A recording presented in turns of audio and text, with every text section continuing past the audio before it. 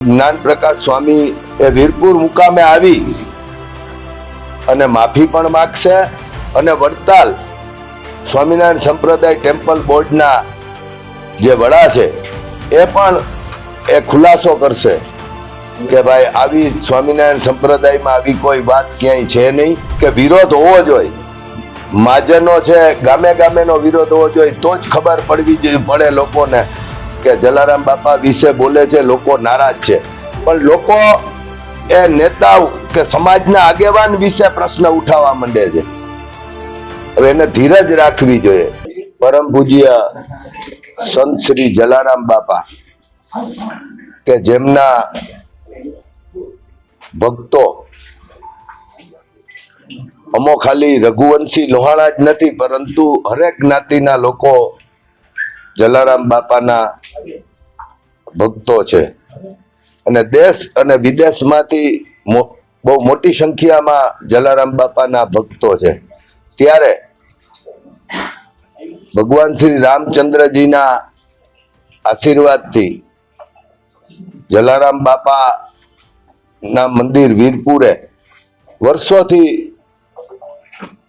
વિનામૂલ્યે ભોજનની વ્યવસ્થા ચાલુ છે. મંદિર માં પણ એક પણ રૂપિયો કે એક પણ સોનાની કે કોઈ પણ વસ્તુ મૂકવાની મનાઈ છે. ત્યારે આવા સમયે સ્વામિનારાયણ સંપ્રદાય વડતાલના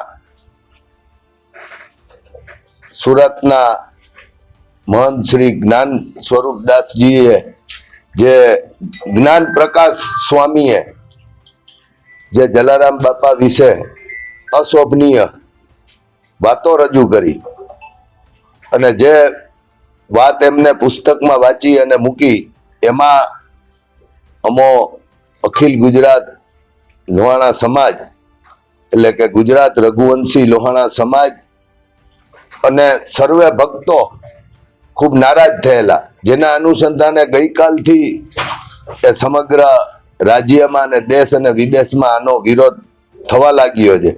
એવા સમયે અમે ગુજરાત લોહાણા સમાજના અમારા સાથી હોદ્દેદાર તાલાલાથી યોગેશભાઈ ઉનટગઢને વીરપુર મુકામે મોકલેલ છે અને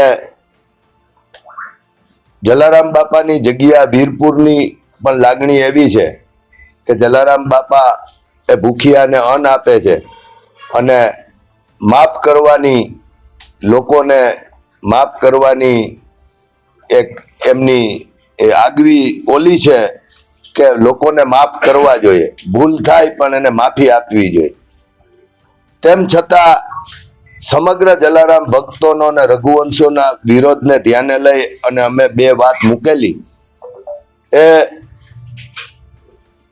વડતાલ સ્વામિનારાયણ સંપ્રદાયના જ્ઞાન પ્રકાશ સ્વામી સાથે પણ અમારા પ્રતિનિધિ યોગેશભાઈ ઉનટગઢની વાત થયેલી છે. એ વીરપુર મુકામે આવી અને માફી પણ માગશે અને વડતાલ સ્વામિનારાયણ સંપ્રદાય ટેમ્પલ બોર્ડના જે વડા છે એ પણ એ ખુલાસો કરશે કે ભાઈ આવી સ્વામિનારાયણ સંપ્રદાયમાં આવી કોઈ વાત ક્યાંય છે નહીં અને આવી વાત ના બને ભવિષ્યમાં. એનું ખરેખર બધાએ ધ્યાન દેવું જોઈએ. ઉગતી પેઢી છે, હું તો રઘુવંશી સમાજની જ પહેલા વાત કરીશ કે વિરોધ હોવો જોઈએ, મહાજનો છે ગામે ગામેનો વિરોધ હોવો જોઈએ, તો જ ખબર પડે લોકોને કે જલારામ બાપા વિશે બોલે છે, લોકો નારાજ છે. પણ લોકો એ નેતાઓ કે સમાજના આગેવાન વિશે પ્રશ્ન ઉઠાવવા માંડે છે. હવે એને ધીરજ રાખવી જોઈએ. ધીરજના ફળ હંમેશા મીઠા હોય છે. જલારામ બાપાએ કીધું છે કે જે બોલેલા શબ્દો છે એ ક્યારે આપણે પાછા નથી નીકળતા, એટલે માફી આપી હોય ત્યારે મુશ્કેલ થાય છે. અને એવા સમયે સાધુઓ પણ એ કોઈ સીધા 50 વર્ષના કે 60 વર્ષના સાધુઓ નથી હોતા, એ પણ યુવાનીમાંથી સાધુ થતા હોય છે. ત્યારે એની પણ ભૂલ થતી હોય છે. ત્યારે એમને મારી એટલી લાગણી વ્યક્ત કરું છું, કોઈ પણ સંપ્રદાય હોય એના વડાને, કે તમારે તમારા સંપ્રદાયમાં જોડાયેલા સંતોને એવું કહેવું જોઈએ કે કોઈ પણ સ્ટેટમેન્ટ આપે એની પહેલા એમની મંજૂરી લે અને વિચારીને સ્ટેટમેન્ટ આપે. ખરેખર આ ખૂબ અશોભનીય સ્ટેટમેન્ટ હતું જ્ઞાન પ્રકાશ સ્વામીનું, અને એમને એમની ભૂલ સમજાણી છે. અને જગ્યા વીરપુર મુકામે જલારામ બાપાની જગ્યાના નો પણ લાગણી છે. અને હવે જ્યારે એ માફી માંગવા આવવાના છે અને આવો ખુલાસો કરવાનો છે, ત્યારે હવે બીજી કોઈ આગળ કોઈ લડાઈ કરવાની રહેતી નથી. આ તકે જે અમારા યોગેશભાઈ ઉનટગઢ અત્યારે ત્યાં વીરપુર મુકામે જ છે, અને સમાધાન આ પ્રમાણે સમગ્ર સેવકોએ સ્વીકારવું જોઈએ. અને ભૂલ સમજાય ત્યારે એ ભૂલ કર્યા પછી બહુ મોડું થઈ જતું હોય છે. જો ટાઈમે આપણે ભૂલનો સ્વીકાર ના કરીએ તો. ત્યારે જ્ઞાન પ્રકાશ સ્વામીને જ્ઞાન આવી ગયું અને માફી માંગવા તૈયાર થઈ ગયા છે. અને વડતાલ ટેમ્પલના પણ જે વડા છે, જેના ચેરમેન છે, એ પણ એના ખુલાસો કરવાના છે કે સ્વામિનારાયણ સંપ્રદાયમાં આવો કોઈ ઉલ્લેખ નથી. જીતુભાઈ, વારે વારે હિન્દુ જે દેવી દેવતાઓને નિશાન બનાવવામાં આવે છે, એક જ પંથ તરફથી બનાવવામાં આવે છે, વારે વારે માફી માંગવામાં આવે છે, પણ આ માફી ક્યાં સુધી? તમારી વાત 100% સાચી છે. એટલે જ મેં અમારા અખિલ ગુજરાત લોહાણા સમાજ વતી અમે ગઈકાલથી મેં સ્ટેટમેન્ટ નહોતું આપેલું, અને અત્યારે પણ પહેલી વાર આપું છું.